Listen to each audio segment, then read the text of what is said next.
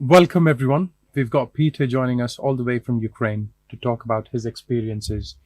Peter is one of our students, Shannon's friend slash colleague from back in the days when she used to be in Ukraine. So over to you, Peter. Can you tell us something about what's going on? What's the ground reality? How are you coping with the war? And is anyone you know has been impacted by it? Just anything. Please share your heart out. Yeah, thank you very much, guys, and I'm really happy to be a part of this podcast for sure. Um, of course, if we are speaking about my personal situation, then I am still in Ukraine. I am living on a factory right now because the city where I normally live it is too close to the airport. So we were like. Being woken up in the middle of the night and we had to go to shelter. So it gave us some difficulties. So we fast found out that we have to move to the factory facilities and now we are sleeping in the factory where I'm working. And of course, our everyday right now is not too complicated in some ways, and in other ways, every day is getting more and more difficult. Just to give you some kind of view on everything, then the war is really here, you know. So everything is started, and in all cities they are making roadblocks, which means that if we are leaving the small village that we are living in, we have to show our passport so we are sure that it's the right people that is leaving and coming in the cities. And as well as in Lviv, you know, there's huge roadblocks. So things simply takes more time. But when this is said, then for the last 3 days, we did not have any air raids like sirens or anything at all for the last 3 days, which mean that people, they are sleeping a little bit better, you know, and we are getting a little bit more energy to do what we have to do every day, of course. The factory I'm working in is still operating. Yeah, not so efficient, unfortunately, because some of our employees, they are getting called to the armed forces. So, but slowly, you know, we are having our people at work every day, and as a foreigner and as a foreign investor in the country, then I really see this as the best way to support people. You know, they are at work every day. We can give them, they can be working. You know, we can give them salaries. They can provide for their families. They can buy food, and they can have some kind of a normal life in the situation that we are having right now. Many of our employees, they are living in the same village as our factory, and their families that was living in the eastern parts of Ukraine, they came to them here. So all of a sudden, there's more families that need food, and things are a little bit complicated. But still, you know, everybody is trying to keep up the good work. I honestly admire the courage you have, Peter, because you've said some things that are absolutely devastating, but still you're saying that people are coping up, people are trying to do their daily jobs, people are trying to go to factories and work their shifts and make sure that they've got food on the table. And these are hard times. Can't even begin to imagine what you and your friends must be going through, and things that you've just shared. So I really wanted to ask you, Peter, what makes, how do you think life is going to go back to normal, and when do you think this absolutely devastating war is going to stop? Unfortunately, it looks like it will have long views on the war.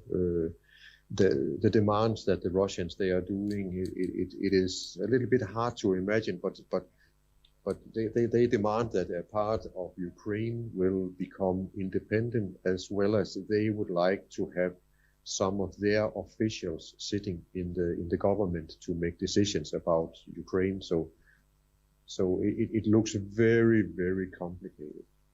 And when all of this is finalizing, because we really hope everything will be finalized at some point, then there will be a huge need of rebuilding the country.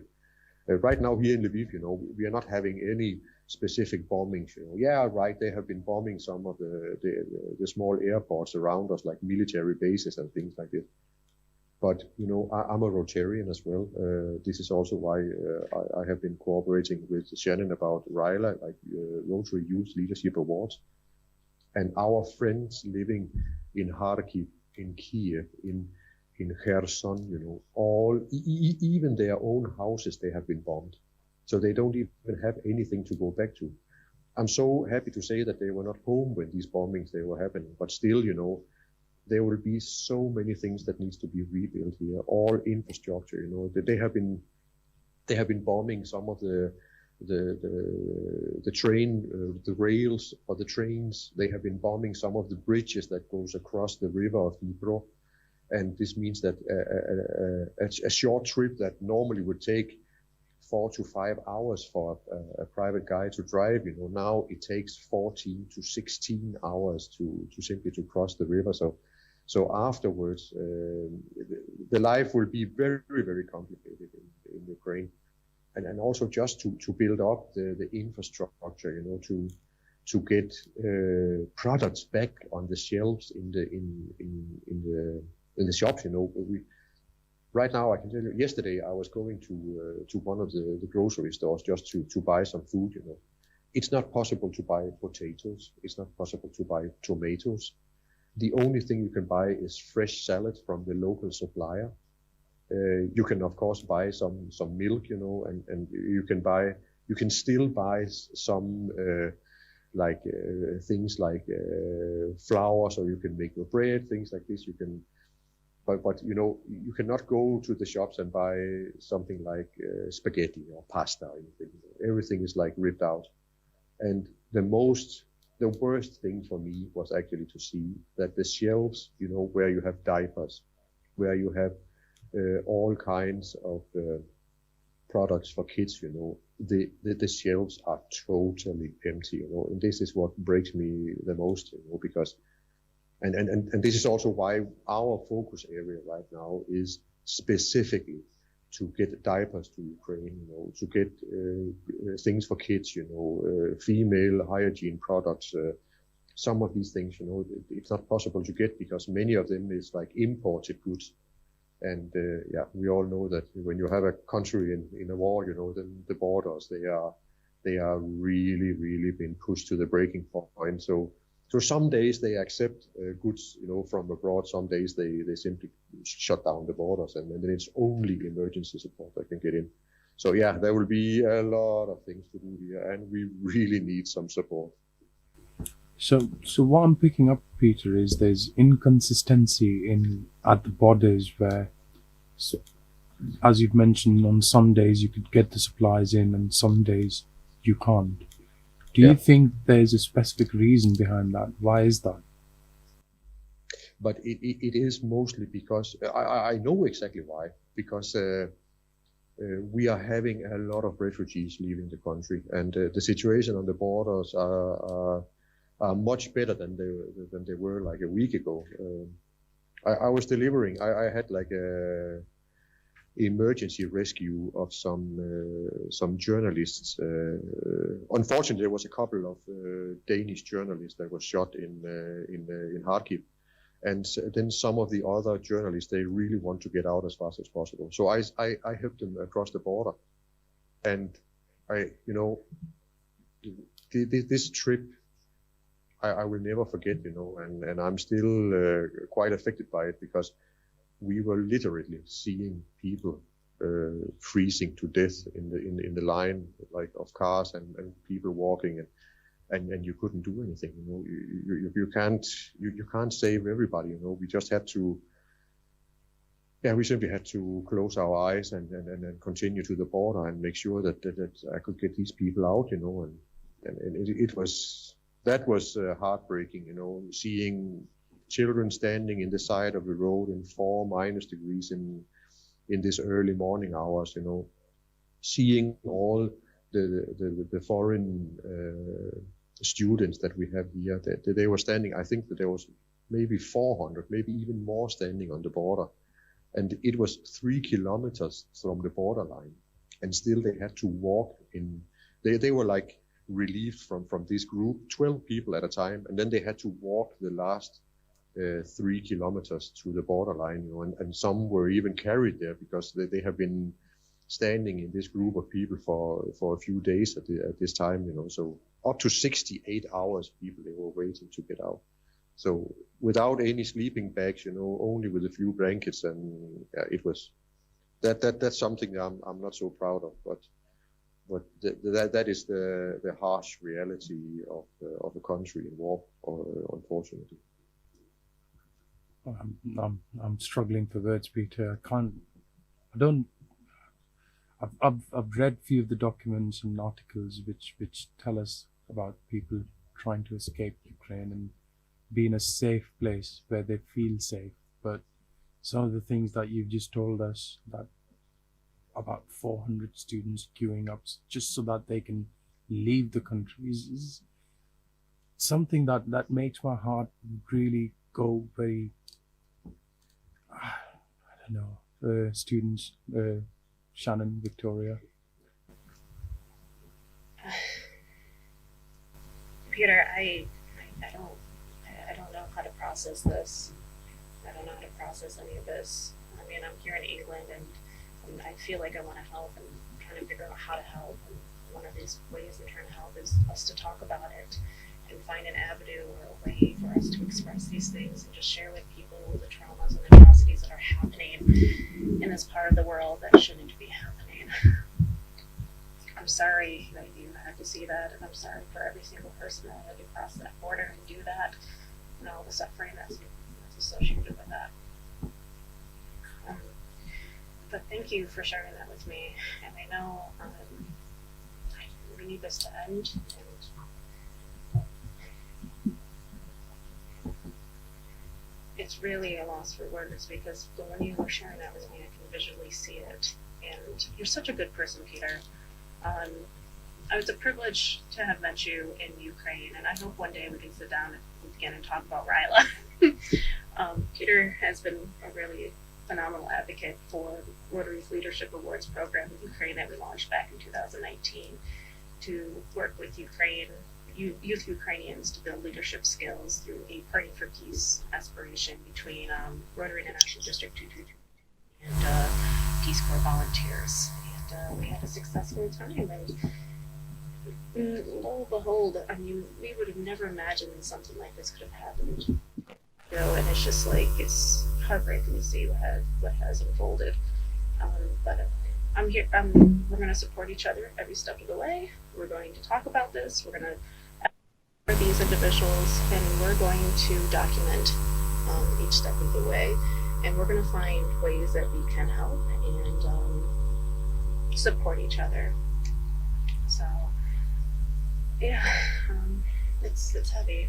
It's really heavy, but I know we're not going to carry this alone, and we're going to carry each other. So, I think we have to appreciate the braveness of people of Ukraine who fought for their country, who fought for their land. Who's still fighting for and they're not going to give up. 100%. Who's still fighting. And some of the stories that you've shared, and your story, Peter, having to sleep in your own factory where you work. This is not basic living.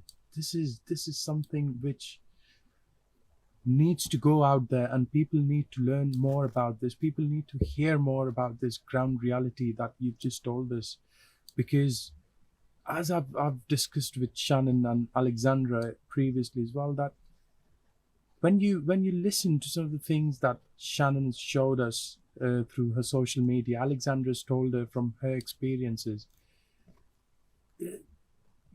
you, like I'm doing now, I just struggle to find words, because it's not something you'd expect. I mean, 15 days ago, this place was in peace. People were flourishing. Kids were going to school. Women, they were out in the country doing so many things they do. But it's just all of a sudden everything has been taken away and in a snap, and that is something that makes me really sad. And Peter, like, tell us more how we can help Ukrainians, how we can help the people who are stuck in this war, and what can countries like England, America do to help the people of Ukraine? Yes, I would be more than happy to share all kinds of information. And first of all, now you in the studio, I understand you also have a girl from Poland. And the only thing I can say is, a tremendous thank you to Poland. They have been accepting all around 1 million of refugees from Ukraine. Mostly it is like women with kids, and they are really being supportive in this very, very complicated situation. So a big thank you for that. That is for sure. And speaking about other countries, then some of the things that they can do, this is they can really reach out to the Rotary organization, because we are having like hands in almost all world right now, and we are supporting all organizations that would like to have. We are supplying them with daily updated lists of needs for the Ukrainians. But again, just to give some kind of example, yesterday. My wife, she has a little bit like high blood pressure, so she need medicine, and this I go to the pharmacy to get the medicine, and standing in line, I could see that people, they are really buying medicine, for a lot of money, and it means that all the supplies, they are almost empty. So there was also people coming, asking for basic medicine for their own health, and the pharmacy just said, sorry guys, we are out, we don't have this. So basic medicine are some of the really, really urgent needs. So if anybody can give some kind of contribution for that, then it will be really amazing. And then of course, we are still searching very, very hard for supplies of equipment for field hospitals, like bandages, whatever can be supportive to the people that is in the war. Unfortunately, we are seeing, I don't know how to say this, because of course there's always a good thought behind the collection of food. The only thing is, when people are collecting food, it goes to the borderline, and then when it's not in one of these coolers, then it gets bad, and still the process of getting things to Ukraine, everything has to be it has to be specified, and it has to be approved to get in here. So some of the food, it stands in line, and then it gets bad before it comes here. So dry food, this is something, everything that you can just add some boiling water to, and then it becomes some kind of a meal. That is something we can really, really use. And of course, baby milk, something like this in powder shape, and this is some of the things that we really, really need. So any collection agency or organization that is providing this kind of service, and if you have an opportunity to give some of these things, then this is something that is highly needed and highly appreciated from everybody, for sure. Thank you for this, Peter. I've taken notes, and first of all, I'd like to echo what you've said about Poland, because just yesterday I was reading on social media that someone had just arrived in Poland and took a taxi, and when they told the taxi driver that they were from Ukraine, the taxi driver refused to charge any money for that journey. So it just, that tells the kind of emotional support people in Poland have for the people in Ukraine, and to that sympathy towards the atrocities against them. And I echo that, and we can't thank Poland enough to be that catalyst of change in this war for Ukraine, and that light of hope for the people stuck there. On the second hand, on the other hand, you've mentioned about some of the supplies that that you think might be useful medicines. We've already received one list of medicines from Shannon, who was quite From Peter. from Peter. So it was ultimately from you, Peter, but we've got a Okay. list, and we've actually planned a few events right here in University of Bradford Students' Union, where we're going to be raising money to sort of buy these medicines on the list and make sure somehow we deliver it to Ukraine so that the people can benefit from it. And we start these events from today, but this fundraising is going to be happening next week. And I can assure you, Peter, we're doing the most and maximum we can here at university to make sure that we can contribute and help the people stuck there. And I'm sure our students would like to add something to that as well.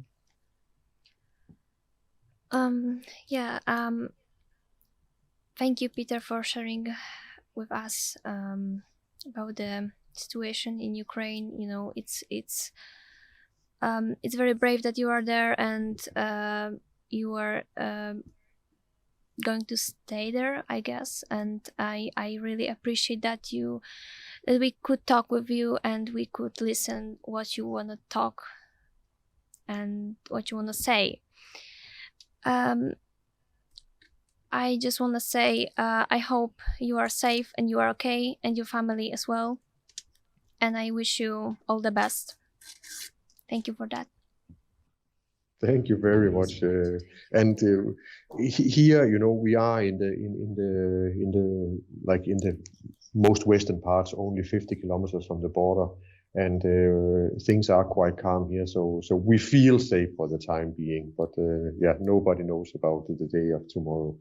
So we are, you know, it's like we are every day in some kind of mental pressure anyhow, you know. So even though that we are saying that we are not affected, you know, you are affected. You know, we can feel it, you know, and just to give you some kind of idea, you know, then we have a curfew from 10 o'clock in the evening until 6 o'clock in the morning, you know, where we have to turn off all lights and things like this.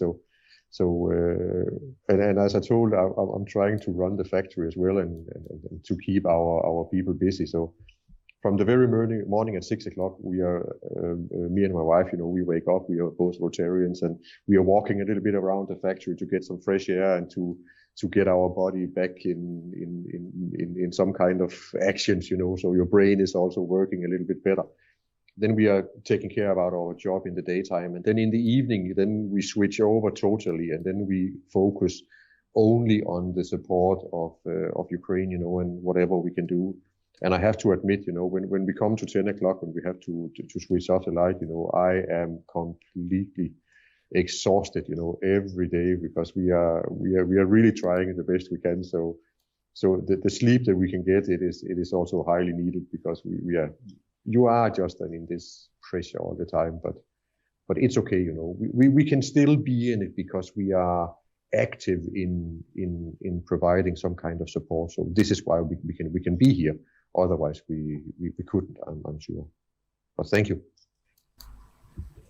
I would also like to thank you for sharing all your story and the story of other people. I feel it's just devastating that in 21st century, when we already struggle with coronavirus and economy problems caused by the pandemic, and one government decides to attack another country. I think it's just horrible and should never happen. I'm from Poland, and as you've mentioned, a lot of Polish people are trying to support Ukrainians and try to find a place for them to stay, try to support them with food, with clothes, with everything. So I'm very proud of that, and I think it's one of the just few situations when we actually got together and decided to do something good. And I think we'll keep going. I hope we'll keep going, and we'll keep supporting you.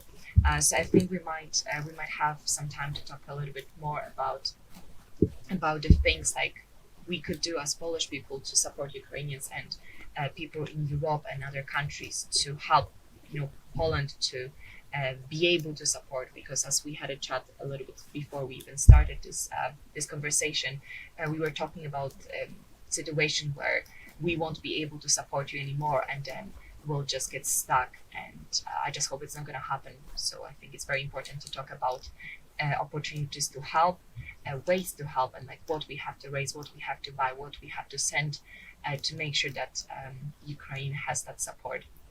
So thank you so much for that. And I think Shannon would like to add something. To watch what has happened, what has unfolded in the past couple of weeks, I can't imagine not helping. Right? I can't imagine. I know there's so many people here that want to help, but they don't know how to help. So let's definitely get this stuff down. Let's get this together. Let's send this information out on a localized level. Let's talk about this, and then let's really let people know what's happening in Ukraine, in Poland, what's happening on the border. Over 2 million people have now fled the country in just less than 2 weeks. Let's bring in professionals, let's bring in the academics, let's have these hard discussions. Let's talk about these atrocities. Let's talk about the students that are trapped in the country. Let's dive into this, and I know it's going to be hard. This is going to be painful at times. And when Peter, when you mentioned that the lights go off at 10 p.m., I had talked to one of my counterparts in the city that I lived in, Zolochnosha. I'm not going to say any names. I won't say anyone's names. And she answered my call in the dark, and she told me she couldn't turn on the light. And then, her and I, basically she said, Shannon, we're family. I love you, and I love you too. And I'm going to see her again. I have it in my mind 100% that I'm going to come back to Zolochnosha, and I'm going to give her a really big hug. I'm going to come back to Lviv. I'm going to come back to the Lviv International meetings. We're going to do Ryla again. I'm never going to give up on Ryla. And we're just going to prevail. Ukraine has my entire heart. Like, I'm not Ukrainian. I'm American. And it's one of those situations where it's just like, even though I'm not by blood, it's part of me now, and it will forever be part of me. And we're going to continue working together to continue pushing forward and cheering you guys on. However we have to do that, we will. And no matter how long this battle is, no matter what happens, we're here to support you. We're here to support the people of Ukraine, and we're going to advocate.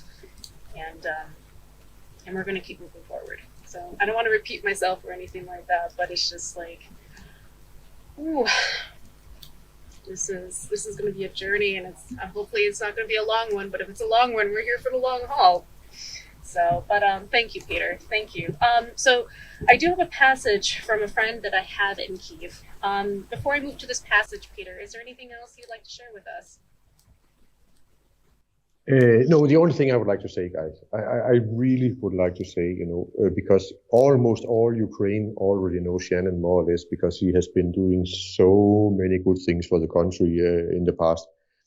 But also to you other guys, helping spread the word and making this podcast happen and being supportive in all of these ways. That is really amazing. So you will all have a big part of our hearts. That's for sure. So thank you very much. All right, thank you, Peter. I really appreciate it. Appreciate your time. Appreciate your heart. Appreciate your passion, and appreciate your love for Ukraine. And we appreciate everyone that's involved in this process in order for us to move forward. And we have to start thinking about the rebuild. We have to think about the end, and the end will come. And we have to think about what we're going to do to continue to support Ukraine through a rebuild. And come visit Ukraine and see Ukraine. And I want you guys to come see Kyiv. All right, I want to walk down the street with you, because on Sundays they block off the entire middle of the street, and you can walk down the middle of the street. There's so much rich culture and history in Kyiv that I just want to share it with all you guys. So I really hope we will do that. I'm not going to say hope, but we will go back to Ukraine, and we will. And Peter, I'm going to come back to Lviv, and we're going to sit down and have some coffee, and we're just going to talk about the future and all the projects that we're going to work on, and just continue moving forward. And I hope I've got Peter's place to crash when I come to Ukraine. For sure, always. Fantastic. All right, so I have a passage from a friend. Well, from a friend in Kyiv. And like I said before, I'm never going to say anyone's names. I'm not going to say where I got this information or anything like that, because it's not that he's important, but I don't want to incriminate anyone. So what we're going to do is I'm going to read this passage. Now, keep in mind, it's not the Russian people that are doing this. It is Putin. Okay, the Russian people are not to blame. It is the individual at the head of the table to blame for this atrocity. So as I read this, this individual does use the word Russian, but keep in mind it is Putin, please. So every day he actually creates a little summary about that day of his life in Kyiv. And then this is the 13th day that I read this morning. So the 13th day of the big war launched by Russia. Summary. Morning. Once again, horrible news about the Russian atrocities. Yet another air attack on a residential area now ensuing. Yet another photo of victims. Yet another dead body of an innocent child. Russia cannot be forgiven. The reason why Russia has launched hideous missiles and air attacks is that it is still losing its war on the ground.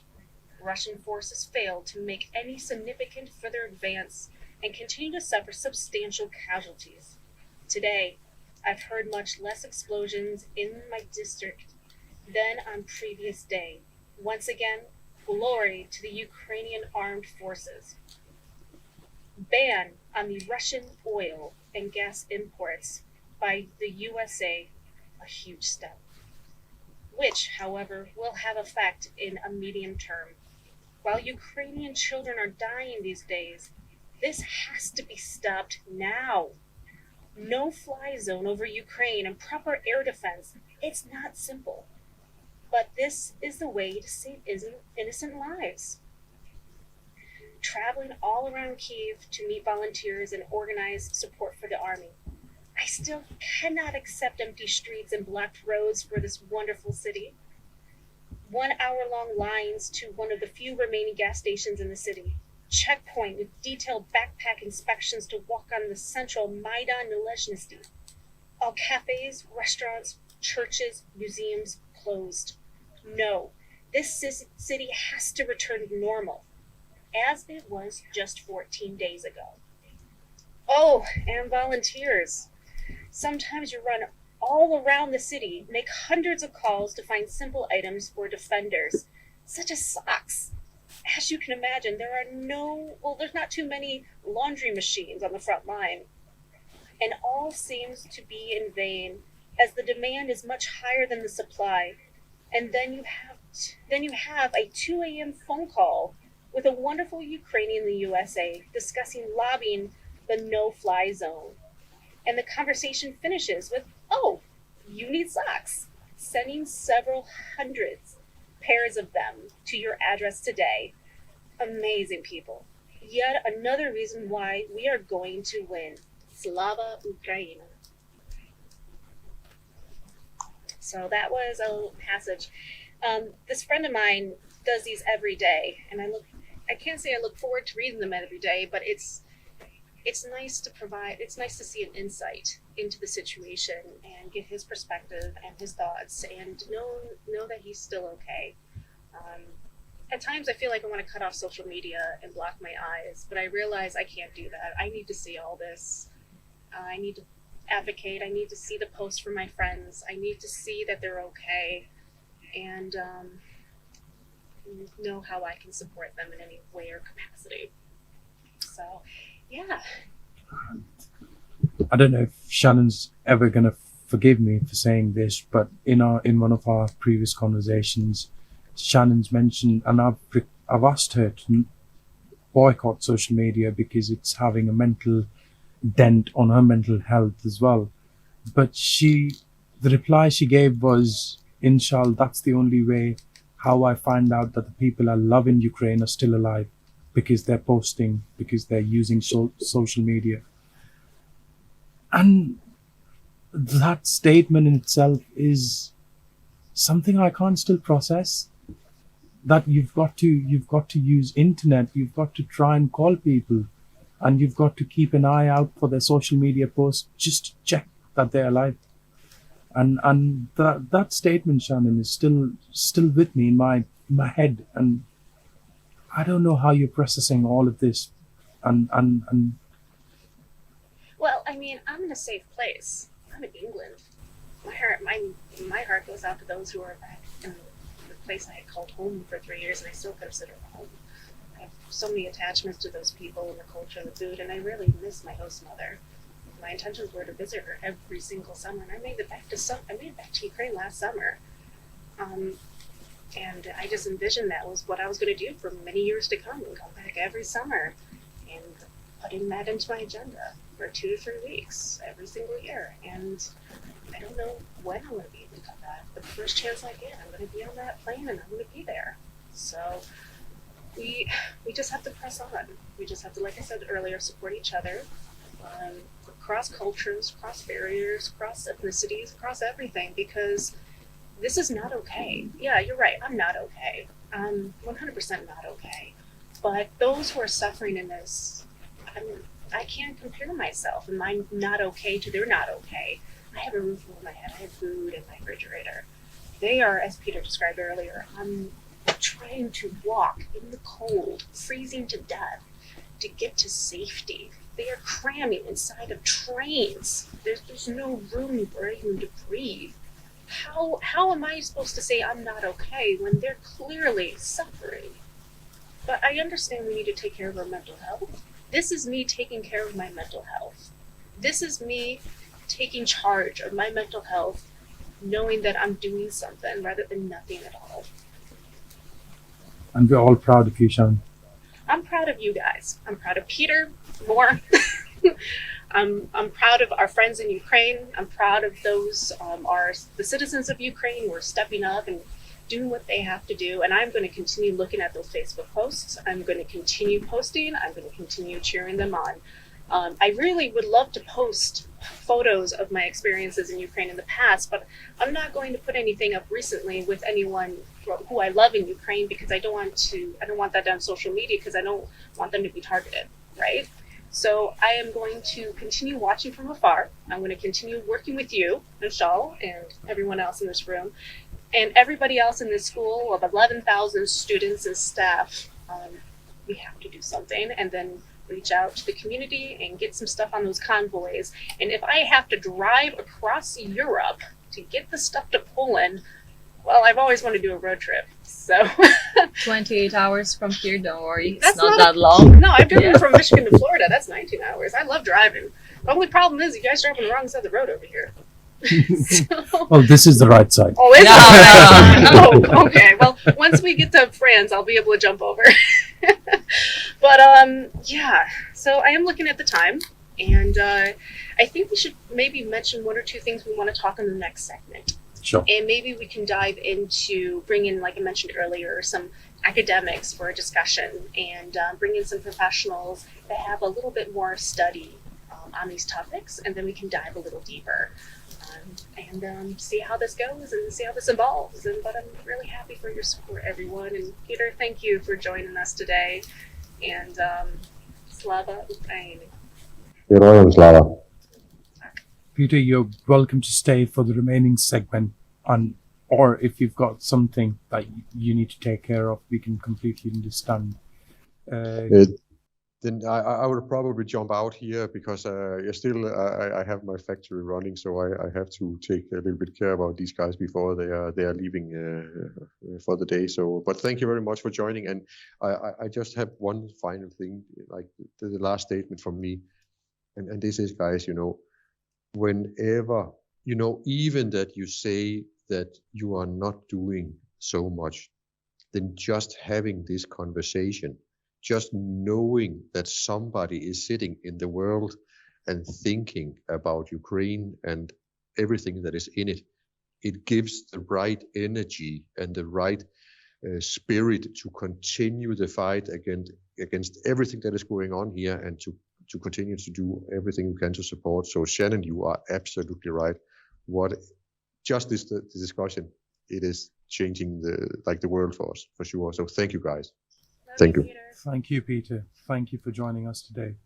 and we'll continue our chat and hopefully send you the whole of this podcast so that you can, in your free time, listen to this and give us more advice in future and tell us how we can position ourselves best to help Ukraine and Poland as well, as Victoria mentioned, to make sure that they've got enough support and that structure there to make people be safe in times like these. So thank you once again, and we'll have a chat again hopefully very soon, and I come to your place very soon. Thank you very much, guys, and feel free to reach out anytime. That's for sure. Thank you, Peter. Thank you, Peter. We're Thank coming you. to Lviv. I love Yes. Lviv. It's my Keep in favorite touch, city. guys. All right, Bye-bye. Peter. Bye. I can't wait to take you guys to Lviv. I love the city. We should make like a big trip, Yeah. take all the students. Because I'm from Poland, but I'm physically here in UK, I'm not able to help from that part. But I'm talking with my friends, I'm talking with my family, I'm talking about the situation, what they know, what they're doing, what might be done. And as I've mentioned before, I'm very proud of Polish people at the moment, because it's just one of very few situations when we actually got together and started doing something good. But I know the situation of just crossing the border, it's very difficult, it's awful. But I'm very happy to hear that once people cross the border, they receive that support, they receive a place to stay for a night, for a week, for all the time that they need, because people are trying to reach out to more and more people to find a place to stay. You've mentioned that social media is one of the places that you can find out whether your friends, your family, if they are safe. I know that there might be a lot of negative things from internet, but in this case, what I see in the profiles of my friends is asking, like, guys, do you know anyone who has a place for a family with 2 children? Do you have anyone who has, has a place for a bigger family, for children, for students, for anyone? And I see that in 15 minutes, they're sending another story saying, we already found it, thank you. And I think it's beautiful. I know how expensive it is as well to give away a flat, to give away a room, to give away some space in the house. I know it's expensive. I know it might be difficult for some families, but I think it's beautiful that we still decide to do it, because there are important things. There are more important things at the moment than thinking about money. It's people's life, it's people's health and safety. And I know as well about many fundraising, about many organizations trying to collect the stuff, the clothes, the medicine, first aid kits, bandages, this kind of stuff. And I know that sometimes we might do too much. Sometimes we might collect too many things, and then the storages are full, and it's quite difficult to transport. It's quite difficult to move it around. But at the same time, it shows that at the time when someone struggles, we are able to, to gather together and try to get it.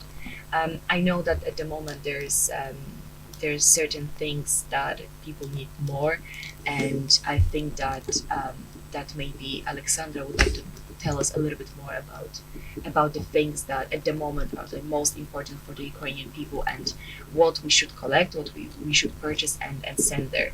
And I know that in Poland there are certain organizations, charities trying to to take care of this mess in a way, to try to find an order, how to collect the things, what to do, and how to transport it to the borders and to the people who actually need it. But the most important thing is to, I think, not to work by yourself, but to listen to someone who has a little bit more knowledge and a little bit more experience, and they know how to provide that help. So you can do some good, but at the same time you won't make a mess, which is already huge and very difficult to take care of. So maybe Alexandra, if you could just tell us a few things that we might need to collect. Thank you, Victoria. First of all, yes, I totally agree with you. It's amazing that Polish people got together and they help refugees and Ukrainian people, to organize, find them some safe place. Also, as you mentioned about the supplies which are needed for Ukrainians, yes, you're right. There are many storages which are full, and many of these supplies are going to are not needed, like because there are so many of these supplies. So I have a list which I if I can highlight highlight this list, because there are stuff which are very important for Ukrainians right now. So first of all, some gloves, flashlights, thermal clothing, warm shoes, thermoses and men's socks, power banks, blankets, batteries. They are needed for Ukrainian people, for Ukrainian soldiers as well.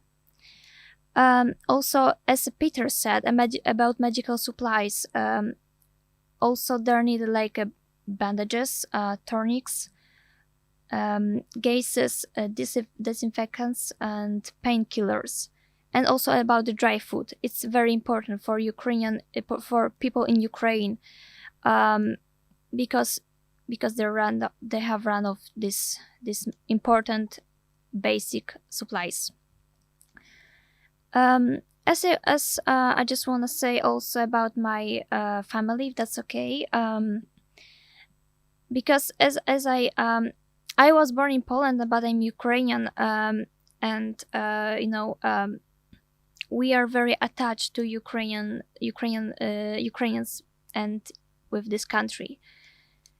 It's because we have Ukrainian roots, and also we are very patriotic family. That's why my dad, he decided to go to Ukraine and help people there. My uncle, he is in Lviv city at this moment, just like my dad. He is helping his students. So if I would like to say about my feelings about what's going on there in Ukraine and in the Polish border in Poland, because I live, my city it's one of the first stops for Ukrainian refugees. So I just want to say it's heartbreaking. It's heartbreaking to see how many civilians, how many Ukrainian people are being killed, because it's terrible to see these pictures, these videos. Even though I'm here and I'm in England, I'm safe. My family is safe as well. Well, my dad, he I don't know if he will be safe in few days, because Lviv city is now is currently safe, but who knows what's gonna be in like few days. However, it's heartbreaking because these children, they want to have normal childhood. They want to have a basic stuff like warm food, water, and they have to hide in a bomb shelters. I saw the video with a little girl. She was singing "Let It Go" from the Frozen animation, and it was amazing. Like she sounds like full of hope. She sounds like, that's okay. I'm in a bomb shelter. I know I'm in danger, but still I have this hope.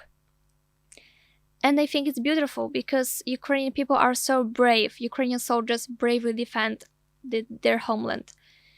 And I really, really admire Ukrainians for this. And also Russian people who are going to the streets, who are protesting against Putin, his regime. That's amazing, because thank you for that, because they risk their freedom as well. And I think this is important as well, that these people are aware of the situation in Ukraine. Very well said, Alexandra. I think it's important to note that people in Russia, they do not support this completely, and they're against it. And I've read several news articles where people have been jailed for protesting on streets against Putin, which is, again, really sad. But there is hope, as you said. Let it go, and hopefully we will win this war. Ukraine's going to be back on its own 2 feet, and people are going to live in harmony, and this is what we expect and hope. So, are there any final comments? I just want to but I just want to share to my friends who are listening in Ukraine.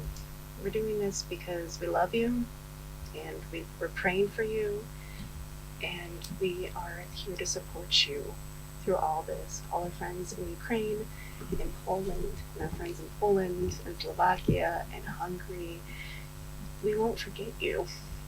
And there's so many people in the world that love you and that think about you, and we're not going to let go. So there's one word. Well, there's actually 2 words I want to end this with. You guys know which one I'm going to say? Yeah. Ready? You want to say it again? 1, 2, 3. Slava Ukraini!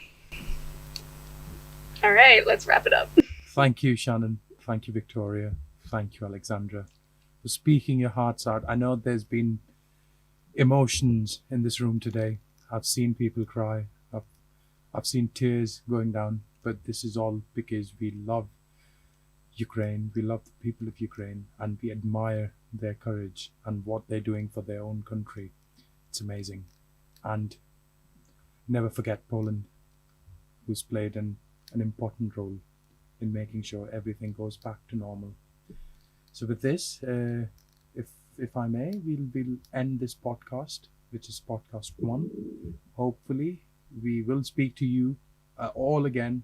To those who are listening, please come down, speak to Shannon, Alexandra, Victoria, or myself in Students' Union, and find out more on what we're doing. And we could really use your help, because the more the merrier. We need people helping us. We need people organizing things and raising money at the end, which is the ultimate goal, and raising awareness, which is quite important as well. So thank you everyone for tuning in, and we will see you soon. Next week. Next week. Thank you. Thank you so much. Thank you. Do побачення.